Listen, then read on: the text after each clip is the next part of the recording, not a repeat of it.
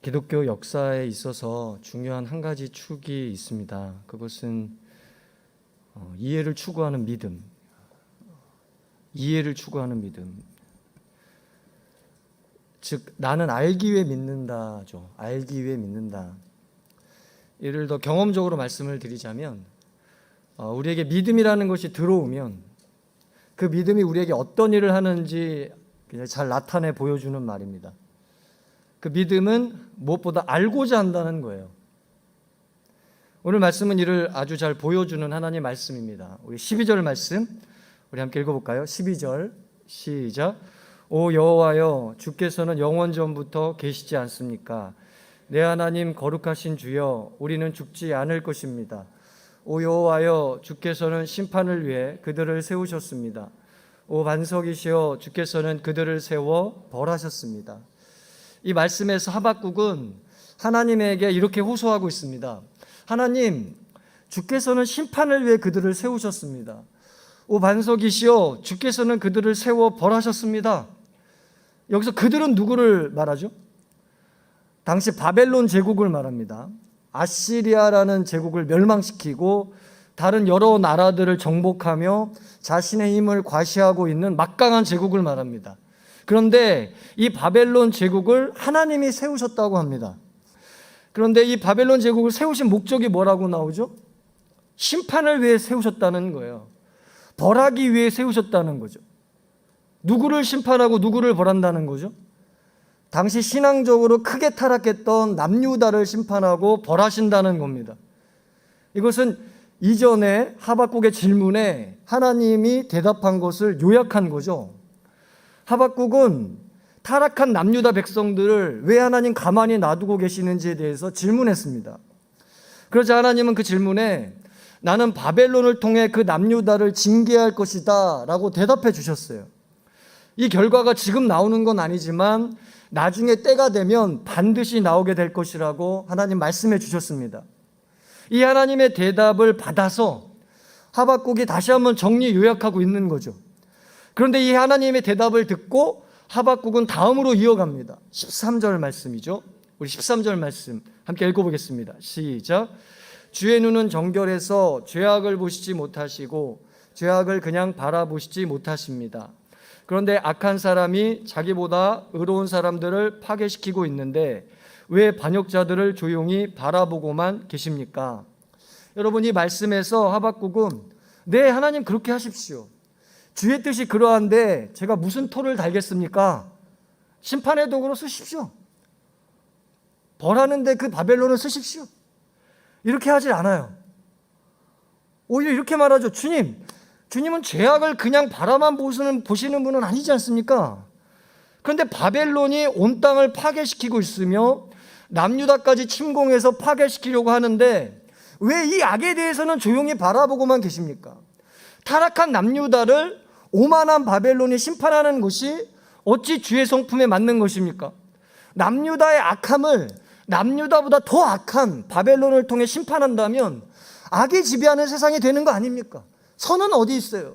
의는 어디 있습니까?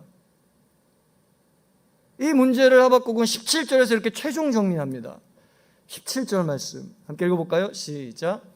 이렇게 그들이 그물을 비우고 계속 무자비하게 민족들을 죽여도 됩니까? 이 말씀에서 여기서 그들은 바벨론 제국이고요. 그물은 그들의 정복 전쟁이고요. 비우는 것은 정복당한 나라들을 말합니다. 바벨론은 고기를 잡아도 그 허기가 차지를 않고 그래서 계속해서 무자비하게 민족들을 죽이며 정복 전쟁을 해나간다는 거예요. 이 바벨론이 자신의 정복력에 도취되어서 하나님을 무시하는 지경까지 왔는데 하나님은 어찌 이런 무시와 오만을 그냥 두고만 보시냐는 거죠. 이거는 마치 혼내는 자가 회초리를 들고 혼내는 걸 회초리가 자기 스스로 혼내고 있다고 착각하는 거죠. 쓰임받는 회초리가 자신을 주인이라고 주장하면서 온 세상을 기만하는 게 아닌지 하박국은 하나님에게 질문하고 있는 겁니다. 이렇게 그는 하나님에게 질문하고 있습니다. 한 번 질문하고 끝내지 않고요. 그 질문에 대한 하나님의 답변을 듣고 다시 질문합니다. 여기서 우리는 중요한 한 가지를 물어야 되죠. 그건 질문은 누가 하느냐는 거예요. 질문은 누가 하죠? 알고자 하는 자가 해요.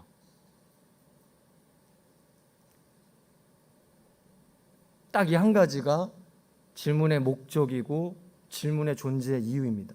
질문은 누가 한다고요? 알고자 하는 자가 해요.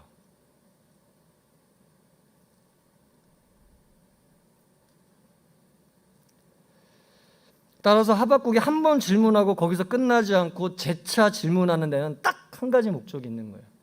다른 데 목적이 있지 않고 이 딱 한 가지의 목적이 있는 거예요. 뭐예요? 알고자 한다는 거예요. 이게 하나님께서 우리에게 주신 첫 번째 메시지입니다. 알고자 하라. 제가 다녔던 신학대학원의 교수님이 저에게 졸업을 앞두고 이런 말을 하셨어요. 제가 그때 전도사였기 때문에 한 전도사님이 신학대학원을 졸업하는 것은 신학을 졸업하는 것이 결코 아닙니다. 신학대학원의 졸업은 신학으로서의 첫걸음일 뿐입니다. 그러니까 졸업하고 나서 신학훈련을 게을리하지 마세요. 이분이 왜 이런 이야기를 하셨을까요? 많은 전도사님들이 신학대학원을 졸업하면 신학을 졸업해버린다 이 말이에요. 많은 전사님들이 신학대학원을 졸업하면 성경을 졸업해버린다 이 말이에요. 이런 상태로 목회를 하고 이런 상태로 설교를 하고 이런 상태로 목사 안수를 받고 이런 상태로 전임 전도사하고 이런 상태로 부목사하고 이런 상태로 어찌어찌 해가지고 담임 목사 되어가지고 담임 목회를 합니다. 키에르케고르는 이런 사태에 대해서 이렇게 날선 비판을 했어요. 목사란 것은 많은 사람들의 눈으로 보면 거의 사람의 마음을 북돋을 만한 관념과 인연도 없고 눈꽃만큼의 신비도 없으며 솔직하게 말해 목사란 것은 살아가는 방편이나 지위에 불과한 것이다. 이런 목사들은 자신의 태도가 용서받기 힘든 것이라고 생각하지를 않고 기독교를 변호하는 일에 더 열을 올리며 필요하다고 생각하고 있다. 이렇게 힘주어 설교하지만 그런 목사의 말을 듣는 사람들은 결국 아무 생각도 하지 않고 아무 감명도 받지 못한다. 목사가 왜 이렇게 되었을까요? 알고자 하는 걸 멈췄기 때문이에요. 이건 믿음이 아닙니다. 하나님을 믿게 되면 하나님을 알고 싶어지기 때문이고 예수님을 믿게 되면 예수님을 알고 싶어지기 때문이에요. 믿음은 결코 그 사람을 믿게만 하고 끝내지 않습니다. 믿음은 생명력인데 그 생명력은 어떤 생명력이냐면 알아가고자 하는 생명력이에요. 알아가고자 하는 생명력. 하나님을 더 알아가고자 싶고 예수님을 더 알아가고자 하는 그 생명력이 믿음이다 이 말이죠. 말씀 앞에서 질문하게 하고 나에게 처해진 상황 속에서 묻게 하고 신앙적으로 궁금한 게 있으면 그냥 있는 게 아니라 어떻게든 물어서 알고자 하는 거죠. 이게 믿음이에요. 저와 여러분이 하나님을 알고자 하기를 그리스도로 축복합니다. 저와 여러분이 이해를 추구하는 신앙으로 나아갈 수 있기를 그리스도로 축복합니다. 그렇다면 어떻게 이렇게 알고자 하는 하박국에게 어떤 일이 일어나는가? 하박국 2장 2절 말씀. 함께 읽어볼까요? 하박국 2장 2절 시작. 그러자 여호와께서 내게 대답하셨다. 이 묵시를 기록하여라. 판에 똑똑히 새겨서 달리는 사람도 읽을 수 있게 하여라. 하나님이 하박국에게 어떻게 하셨다고 하죠? 대답하셨다고 합니다. 그럼 그 대답은 뭐였죠? 이 묵시를 기록해라. 판에 똑똑히 새겨서 달리는 사람도 읽을 수 있게 하여라. 이 묵시를 기록하라. 이게 하나님의 대답이었습니다. 판에 똑똑히 새겨라. 이것이 하나님의 대답이었어요. 달리는 사람도 읽을 수 있을 정도로, 자동차를 타고 가는 사람도 읽을 수 있을 정도로 분명하게 빡 새겨 놓으라. 이것이 그 하나님의 대답이었습니다. 그럼 뭘 기록하고 뭘 새기라는 건가요? 하박국 2장 3절 말씀 함께 읽어볼까요? 시작. 왜냐하면 이 묵시는 정해진 때가 돼야 이루어지고 마지막 때를 말하고 있으며 반드시 이루어진다. 비록 늦어진다 해도 너는 기다려라. 반드시 올 것이며 지체되지 않을 것이다. 세 가지 말씀하시죠. 첫째, 묵시는 정해진 때가 있다. 둘째, 그때는 이루어지는 때다. 셋째, 그때를 너는 기다려라. 딱 세 가지 얘기했어요. 이를 한 문장으로 정리하면 하나님의 사건은 하나님의 때에 성취된다는 말씀입니다. 하나님은 역사하시는 분이시며 그 역사하심은 하나님의 때를 가지고 있다는 말씀이겠습니다. 바로 이걸 기록하라는 것이고요, 이것을 분명하게 새기라는 거예요. 따라서 하박국 2장 3절은 무엇이라고 부를 수 있죠? 기록의 내용입니다. 새길 내용입니다. 다시 말해 하박국은 하나님으로부터 이 내용을 얻은 것입니다. 이게 알아가고자 질문을 던진 하박국에게 일어나는 정말 중요한 사건이고, 하나님이 우리에게도 주는 너무나도 중요한 메시지입니다. 알아가고자 하면, 여러분, 알아가고자 하면 내용을 얻게 돼요.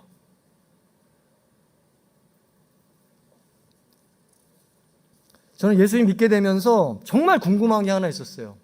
그건 나는 왜 살아야 하는가 였습니다. 예수님 믿고 바로 예수님 품에 안기지 않고 남은 시간과 세월을 이 땅에서 왜 살아야 하는 건가? 내 존재 이유가 뭔가? 이 시간과 삶은 나에게 왜 주어진 것일까? 이 질문이 저를 단 한 번도 떠난 적이 없었어요. 그러던 중에 제가 당시 다니던 교회의 전도사님이 비전에 관해 설교를 하셨습니다. 저는 비전이라는 이야기를 그때 처음 들었어요. 그래서 그 전도사님에게 가서 물어봤습니다. 전도사님, 비전이 뭡니까? 그러자 전도사님이 저에게 대답해 주셨어요. 형제님을 향한 하나님의 계획입니다. 저는 이 대답에 깜짝 놀랐습니다. 그래서 이렇게 되물었어요. 그 계획이 뭔가요? 그 계획이 뭔가요? 그래서 전도사님이 대답해 주셨어요. 저는 모릅니다. 하나님에게 물어보십시오. 하나님에게 물어보세요. 저는 이 전도사님의 말을 듣고 이때부터 하나님에게 물어보기 시작했어요. 금요 철야 기도를 시작했고 그 기도 제목은 딱 한 가지였어요. 하나님, 삶의 이유가 뭡니까? 제 존재 이유가 무엇입니까? 저에게 어떤 계획이 있으시다면 그 계획이 무엇입니까? 저를 향한 비전이 있다면 그 비전이 무엇입니까? 이렇게 1개월이 흐르고 2개월이 흐르고 3개월이 흐르고, 여러분, 중요한 대답은요 반드시 시간이 걸려요. 뚝딱뚝딱 하루아침에 천만의 말씀, 그건 대답이 아니에요. 대답은 부화시키는 거랑 똑같은 거예요. 생명이 탄생되는 거랑 똑같은 거예요. 우리는 대답 듣기 전에 너무 급히 때려쳐요. 그래서 저는 이게 때려치지는 질문이 아니었어요. 4개월이 흐르고 5개월이 흐르고 상당한 기간이 흘렀지만 대답을 듣지 못했어요. 그럼에도 저의 갈망과 목마름에 가시지를 않았고 계속 울면서 물어봤고 간절히 매달렸습니다. 제 삶의 이유가 무엇입니까? 제가 산다면 왜 살아야 되는 것입니까? 이걸 알고 싶습니다. 정말 알고 싶습니다. 그러던 어느 날 금요기도회에서 여전히 이를 놓고 기도하는데, 간절히 기도하는데, 내가 너로 하나님의 사상가가 되게 하겠다, 이 말씀이 딱 들리는 거예요. 내가 너로 하나님의 사상가가 되게 하겠다. 이 말씀은 저를 완전히 사로잡았습니다. 그리고 이거구나 라는 분명하고 명료한 느낌표가 딱 찍히는 거예요. 저는 이게 삶의 이유가 무엇입니까? 라는 저의 질문에 대한 하나님의 분명한 대답임을 믿게 됐습니다. 이걸 뭐라고 한다고요? 내용을 얻었다고 하는 거예요. 할렐루야. 내 삶의 이유, 내 존재 이유, 내가 흔들 깃발, 내가 부를 노래가 무엇인지에 대한 내용을 얻은 거예요. 전 하버드 천장의 나담프 씨는 행복한 자들에게 있는 두 가지, 이 행복한 자들에게는 두 가지가 분명히 있다고 했어요. 첫째, 흔들 깃발이 있고, 둘째, 부를 노래가 있다. 여러분, 행복하고 싶으세요? 흔들 깃발이 뭐예요? 여러분, 부를 노래가 뭐예요? 흔들 깃발과 부를 노래가 없으면 절대 행복하지 못해요. 돈이 있다고 해서 행복한 게 아니에요. 멋지고 근사한 여자 만났다고 행복한 게 절대 아닙니다. 얼굴 예쁘다고, 몸매 좋다고, 잘생겼다고 행복해요? 그렇게 행복해지는 존재가 아니에요. 사람은 그런 존재가 아니라고요. 뭐가 있으면 행복해요? 흔들 깃발이 있으면 행복하고요. 뭐가 있으면 행복해요? 부를 노래가 있으면 행복한 게 사람이에요. 하나님은 사람을 그렇게 창조하셨어요. 근데 이 대답을 어디서부터 얻을 수 있어요? 하나님의 대답으로부터 이 대답을 얻을 수 있어요. 사랑하는 여러분, 하나님의 대답으로부터 이 내용을 얻을 수 있어요. 하나님의 대답은 우리에게 흔들 깃발을 줘요. 하나님의 대답은 우리에게 부를 노래를 줍니다.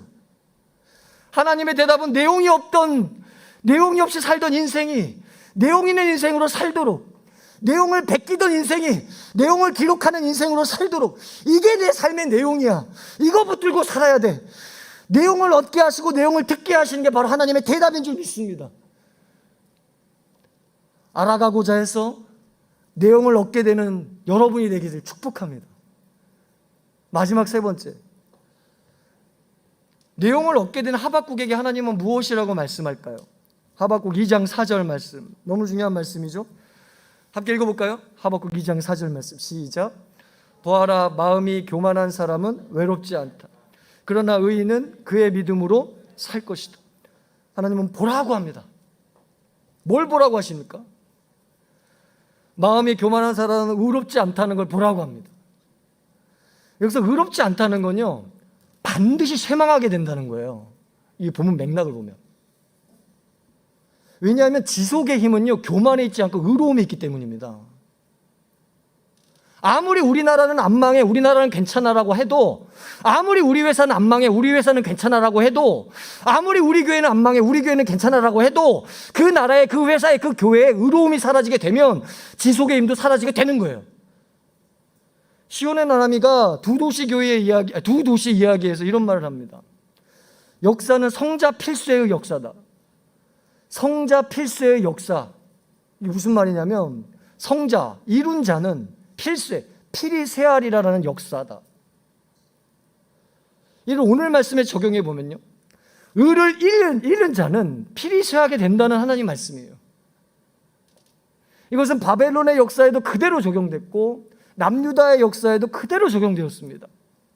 이렇게 마음이 교만한 사람은 의롭지 않아 얼마 안 가 사멸하게 될 것이라고 하십니다. 그리고 하나님이 이렇게 말씀하세요. 의인은 그의 믿음으로 살 것이다. 뭐라고요? 의인은 그의 믿음으로 살 것이다. 여기서 하나님은 의인을 말합니다. 누가 의인이죠? 하나님이 보시기에 누구를 의인이라고 부르는 건가요? 그의 믿음으로 사는 사람. 이 사람이 하나님 보시기에 의인이라고 합니다.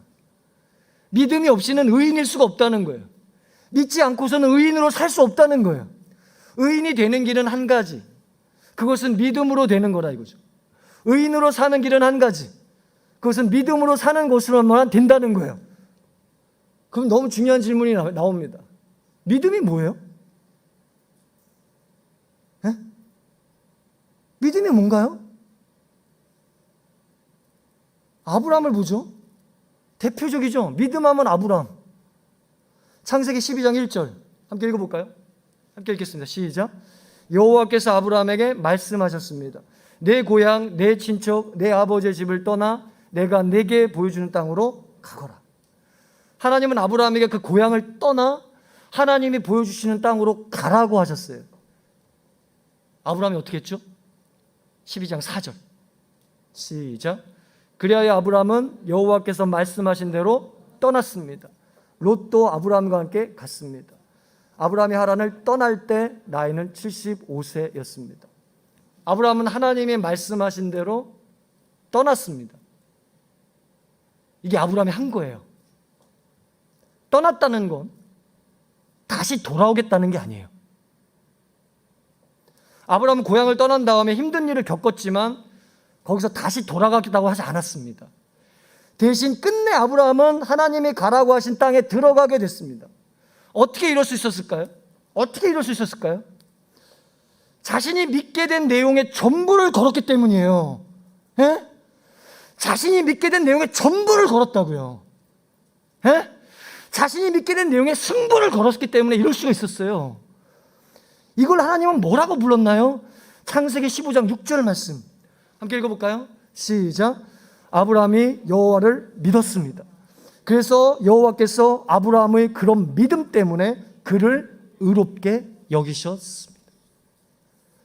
하나님은 이 떠남을 아브라함의 믿음으로 봤어요. 그리고 이 믿음으로 그를 의롭게 여기셨습니다. 창세기에 나오는 아브라함 이야기에는 믿는다는 말이 절대로 먼저 나오지 않아요. 떠난다는 말이 먼저 나와요. 그리고 나서 믿는다는 말이 나옵니다. 즉 떠나는 것이 믿는 거예요. 거기에 전부를 걸고 떠나는 게 믿는 것이다 이 말이에요. 말로 워드플레이 하는 것을 하나님을 믿는다고 보지 않으세요. 우리가 정말 하나님을 믿게 되었다면, 우리가 정말 예수님을 믿게 되었다면 그 믿음은 우리를 떠나게 하는 거지 머물게 하는 것이 아니고 그 떠나는 곳으로 승부를 거는 것으로 믿음이 드러나는 것입니다. 지금 하박국 2장 4절에서 나오는 믿음이 바로 이 믿음을 말하는 거예요. 하박국, 네가 속한 남유다, 그리고 그 남유다를 쳐들어올 바벨론 모두 의롭지 않고 교만하고 네 주변이 다 썩었고 의롭지 않다 하더라도 너는 거기에 머물지 말고 하나님의 때가 이루어진다는 걸 믿고 그 때를 기다리며 여기를 믿음으로 살라, 여기에 모든 걸 걸어, 여기에 승부를 걸어라. 하박국, 이게 믿음이다. 이렇게 하나님 말씀하고 계시는 거예요. 이렇게 말하고 있는 거랍니다. 그러면 믿음이 뭡니까? 승부를 거는 게 믿음이에요. 믿음으로 사는데 승부를 거는 게 믿음입니다. 이게 내용을 얻게 된 사람에게 일어난 사건이죠. 내용이 없는 사람은 승부를 걸 것이 없기 때문에 승부 걸 수가 없습니다. 승부를 걸 것이 없잖아요. 그러나 내용을 얻게 된 사람은 그 내용에 반드시 승부를 걸게 돼 있습니다. 저는 하나님의 사상가라는 내용을 얻은 이후로 이 삶의 모든 걸 드리겠다고 했어요. 내 존재 이후에 내 모든 걸 걸고 승부하겠다고 했어요. 그러나 모든 사람들이 이렇게 사는 건 아니잖아요. 그렇죠? 일전에 어떤 전사님이 저에게 이런 말을 한 적이 있어요. 목사님, 제가 새벽에 설교를 하는데 제가 무슨 이야기를 하는지 모르겠어요. 설교를 하는데 자기가 무슨 얘기를 하는지 모르겠대요. 제가 이 말을 듣고 깜짝 놀랐어요. 자기가 무슨 말 하는지도 모르는 설교를 한다는 건 말이 안 되기 때문에 설교는 하나님이 주신 내용을 회중에게 전하는 행위인데 이게 전해지려면 전하는 자가 먼저 전하는 내용을 소화하고 자신의 것으로 이해하는 게 우선이기 때문입니다. 그런데 이 전사님은 이걸 못하고 있는 거예요. 그래서 제가 진지하게 말씀드렸어요. 전사님, 설교 준비하는 훈련을 하셔야 돼요. 설교 준비하는 훈련을 하셔야 됩니다. 그러자 이분이 저에게 하신 답변 아직도 잊혀지지 않습니다. 사역이 많아서 시간이 없어요.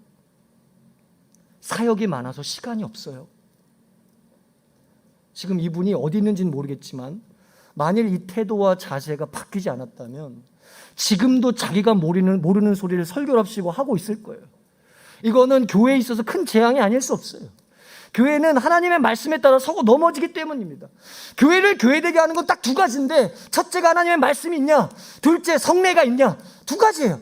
저걸 교회라고 한다면 간판 붙여가지고 교회가 되는 게 아니라 그걸 교회라고 부를 수 있다면 뭐가 있어야 되냐면은 빛이 밝은 특징이 있듯이 교회의 특징이 뭐냐면 하나님의 말씀이 살아있어야 되고 성례가 올바로 집례가 돼야 되는 게 교회예요. 그걸 교회라고 할 수 있단 말이죠. 그런데 이 중에 하나의 축인 말씀이 소홀하게 돼서 무너지는데 그런 교회가 제대로 세워질 리가 없어요. 그런데 이 말씀에 대한 책임은 하나님이 다른 누구에게도 맡기신 게 아니라 바로 그 교회를 목회하시면서 설교하는 설교자에게 맡기신 거예요. 그렇다면 왜 이 전도사님이 이런 답변을 내놨을까? 사역이 많아서 시간이 없어요. 교회를 교회답게 하는 말씀에 드릴 시간이 없다니. 사역이 얼마나 많으면 교회를 교회답게 하는 말씀에 시간을 내지 못하냔 말이에요. 뭐가 없는 거예요, 여러분? 뭐가 없는 거냐고. 이 전사님한테 뭐가 없는 거냐고. 딱 한 가지예요. 말씀에 승부를 걸고자 하는 게 없는 거예요. 아예 이 생각이 없는 거예요. 밤을 새서라도 어떻게든 최고의 말씀을 성도들에게 먹이고 청년들에게 먹이겠다는, 그래서 이 하나님 말씀으로 나는 승부를 걸겠다는 이 생각이 없다 이 말이에요. 이 생각이 없다. 저를 지도해 주셨던 신약학 교수님이 늘 해주셨던 말씀이 결국 목회는 진검승부다 이런 말을 정말 자주 해주셨어요. 진검승부. 무슨 말이에요? 결국 하나님 말씀의 목회로 승부를 봐야 한다는 거예요. 다른 건 아무리 잘해도 설교와 말씀이 죽어버리면 그 교회는 결코 살아날 수 없다는 말씀입니다. 사랑하는 여러분, 이게 유독 목회자만의 문제인가요? 제가 목회자에 대해서만 열을 올렸는데 이 열을 올린 이유는 이게 목회자만의 문제는 아니라는 거예요. 여러분 역시 승부를 걸어야 할 때 승부를 걸어야 합니다. 저희가 7월 11일 날 전도 집회하는데 승부를 거는 그 시간이고 승부를 거는 그때예요. 하나님이 여러분에게 그 내용을 주셨다면 다른 내용의 승부 걸 생각을 하지 말고 그 내용의 승부를 걸어야 된다는 거예요. 정말 진검승부할 수 있는 우리 청년부 되길, 정말 멋진 청년부 되길 바랍니다. 말씀 맺겠습니다. 하박국은 알고자 했습니다. 그러자 하나님은 대답하셔서 하박국으로 하여금 내용을 얻게 하셨어요. 그리고 하나님은 하박국에게 그 내용의 승부를 걸고 살라고 하셨어요. 저와 여러분도 알고자 하시고, 부탁드리건대 알고자 하시고, 그러면 뭘 얻어요? 내용을 얻어요. 하나님이 반드시 내용을 얻게 하십니다. 그러면 그 내용으로 승부를 거는 거예요. 할렐루야. 인생 여러 번 살지 않잖아요. 여러분 다 아죠? 한 번 사는 거예요. 승부를 걸 때 제대로 승부 걸고 살 수 있는 저와 여러분 되시길 축복합니다.